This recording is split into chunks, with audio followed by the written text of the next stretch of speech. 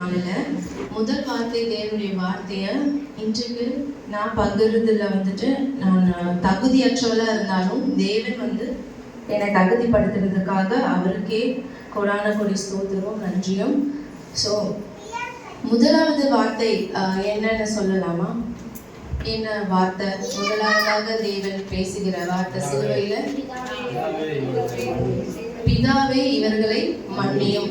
So நம்ம எல்லாருக்கும் தெரியும், ஆண்டவர் 7 வார்த்தைகளை அந்த சிலுவையில சொல்றாரு. இப்போ 4 காஸ்பிள்ஸ் இருக்கு இல்லையா, அதாவது மத்தேயு, மார்க்கு, லூக்கா, யோவான், அந்த மாதிரி 4 காஸ்பிள்ஸ்ல பார்த்தோன்னா இந்த லூக்கா காஸ்பிள்ல தான் இவர் இதை தெளிவாக இதை விளக்குறாரு. அதாவது தேவனுடைய முதல் வார்த்தை பிதாவே இவர்களை மன்னியும் அப்படின்னு சொல்லிட்டு தேவன் சொல்றதா. லூக்கால தான் இவரு அதாவது இவர் பார்த்தீங்கன்னா ஒரு டாக்டர் அப்படி சொல்லுவாங்க லூக்கா.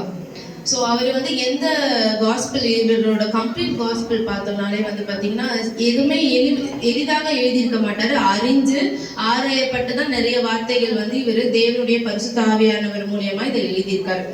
இப்ப பாத்தீங்கன்னா முதல் வார்த்தை தேவனோட வார்த்தை பார்த்தா இது என்னது? பிதாவே இவர்களை மன்னியும் போது அது ஒரு ஜெபம் மட்டும் இல்ல, அது ஒரு மன்றாட்டு ஜெபமா ஆண்டவர் முதலாவது ஆரம்பிக்கிறாரு. ஸோ நம்ம எல்லாருக்கும் தெரியும், நம்ம நிறைய படங்கள்ல பார்த்துருப்போம். முதலாவதாக வேதத்தை படிச்சு தெரிஞ்சுக்கிறதுக்கு முன்னாடி ஏசப்பாவோட படங்களை பார்த்துதான் நம்ம தெரிஞ்சிருப்போம் அவர் எவ்வளவு கஷ்டப்பட்டாரு சிலுவையில, என்னெல்லாம் பண்ணாங்கன்னு சொல்லிட்டு படங்கள் மூலியமா நம்ம பார்த்திருப்போம். அதுக்கப்புறம் நம்ம வேதத்தை டீட்டெயிலா படிக்கும் போது நிறைய விஷயங்களை தெரிஞ்சிருப்போம்.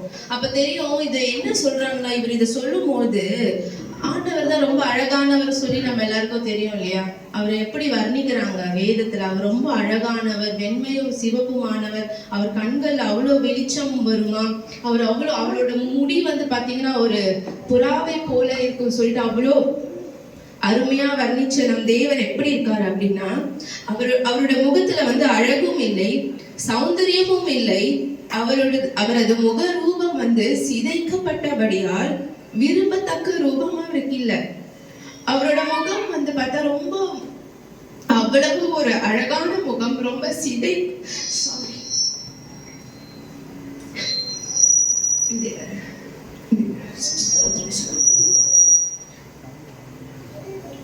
இன்னைக்கு நான் ப்ரிப்பேர்டா வரல, அதுக்காக ஐம் சாரி. அவரோட ரூபம் ரொம்பவே அவ்வளவு கோரமான முகமா இருக்கு. அப்ப சிலர் என்ன பண்றாங்க, அந்த கூட்டத்துல கேலி பண்றாங்க. இவர் ரட்சகர் சொல்றாங்க, இவரால காப்பாத்திக்க முடியாது அப்படின்னு சொல்லிட்டு சிலர் கேலி பண்றாங்க.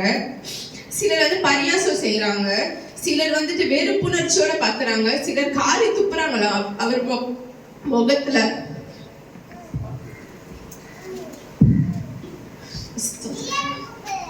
சிலர் வெறுப்போட பாக்குறாங்க, சிலர் பொறாமைய அவிழ்த்து விடுறாங்க, சில பேதைகள் கண்ணீர் வடிக்கிறாங்க. சோ இத்தனை கூட்டத்து மத்தியில அவரை ஒவ்வொருத்தரும் ஒவ்வொரு மாதிரியா அவரை இந்த மாதிரி கேலியும் கிண்டலுமா செஞ்சிட்டு இருக்காங்க. ஆனா அவருக்கு தெரியும், அவர் வந்தது நம்ம பாவத்தை சுமக்கிறதுக்காக சொல்லிட்டு அவருக்கு தெரியும். அந்த வலி வேதனையில தான் தேவன் சொல்லுகிற முதல் வார்த்தை பிதாவே இவர்களை மன்னியும் சொல்லிட்டு சொல்றாரு. இவர்கள் செய்யறது என்னது என்று அவங்களுக்கு தெரியல அப்படின்னு தேவன் சொல்றாரு. இதுல முதல் பிதாவேன்னு சொல்றாரு. ஆண்டவருக்கு தெரியும் பிதாவான தேவனுடைய கட்டளையினால அவரு நமக்காக பாவங்களுக்காக தான் இந்த இவ்வளவு கஷ்டங்களை எடுத்து போறாரு. ஆனாலும் அவர் முதலாவது ஜபம் ஆரம்பிக்கும் போதே பிதாவே அப்படின்னு சொல்லி ஆரம்பிக்கிறார். சோ எந்த ஒரு சூழ்நிலையும் எந்த ஒரு இக்கட்டான நிலைமைகளையும் பாத்தீங்கன்னா தேவனும் பிதாவை அவர் ஒதுக்கவில்லை, அவரை மறுதளிக்கவில்லை. முதலாவதாக எப்பவுமே பிதாவேன்னு தான் சொல்றாரு. அது போல நம்ம வாழ்க்கையில எல்லா கஷ்டங்களையும் என்ன இருந்தாலும் தேவனை நம்ம வஞ்சிக்க கூடாது. ஏன் நீங்க இதை செஞ்சீங்க, ஏன் என் வாழ்க்கையில நீங்க கொண்டு வந்தீங்கன்னு சொல்லிட்டு நம்ம தேவனை வஞ்சிக்க கூடாது. ஏன்னா அவர் நம்மளுடைய தகப்பனா எப்போதும் நம்மளோட கூட இருக்கிறதுனால என்ன கஷ்டங்கள் இருந்தாலும் நம்ம பிதாவேன்னு சொல்லி கூப்பிடும் போது அவர் நமக்காக இரக்கமா ஓடி வருகிற ஒரு பிதாவாக இருக்கிறாரு. சோ எல்லா நேரங்களிலும் தேவன் ஏசப்பா பார்த்தனா அந்த மனித ரூபம் எடுக்கும் போது பிதாவேன்னு சொல்லிதான் ஜபத்தை தொடங்குறாரு நமக்காக.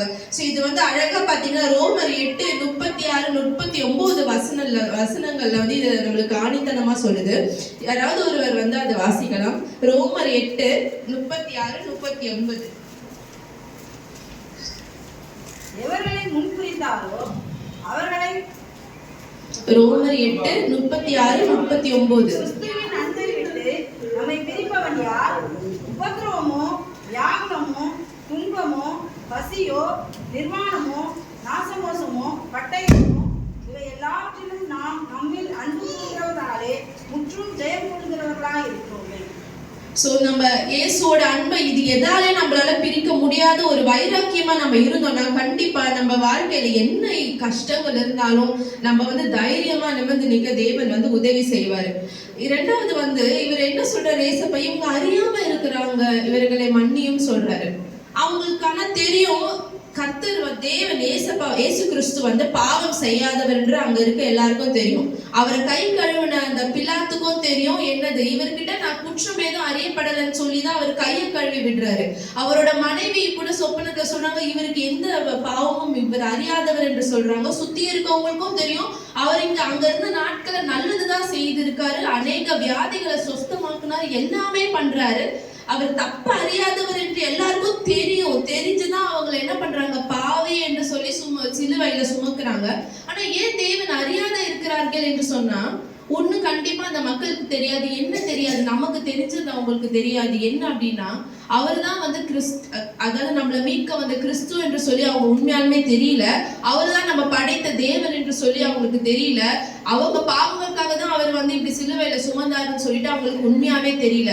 ஆனா நிறைய இடத்துல நம்ம என்ன பண்றோம், இதெல்லாம் தெரிந்தும் இந்த சத்தியத்தெல்லாம் தெரிந்தும் நம்ம செய்யற பாவங்கள்னால மறுபடியும் தேவனை சிலுவையில அறைந்து கொண்டேதான் இருக்கும். அப்ப அவங்கள கம்பேர் பண்ணும் போது இந்த பாவி யாருன்னா நான் தான், அப்படிதான் நம்ம சொல்லணும். சோ பிதாவே இவர்களை மன்னியும் என்ற இடத்துல பிதாவே என்னை மன்னியும், என்னோட பேரை நான் அதுல செலுத்த விரும்புறேன். பிதாவே, என்னோட நேம் நேவிஸ் உங்களுக்கு தெரியும். பிதாவே நேவிஸ் என்னை மன்னியும். அது போல அந்த டேஷ் என்ற இவர்களை என்ற இடத்துல நம்ம பேர்களை போட்டு ஏசப்பாங்க ஜபம் பண்ணியிருக்காரு. அதை மட்டும் நீங்க நினைச்சு பாருங்களேன். அந்த கொடுமையான நேரத்துல பிதாவே இவர்களை மன்னியும், பிதாவே எனக்காக அப்பா அவர் ஜபம் பண்ணியிருக்காரு. அப்படிப்பட்ட ஒரு தேவன் இல்லையா?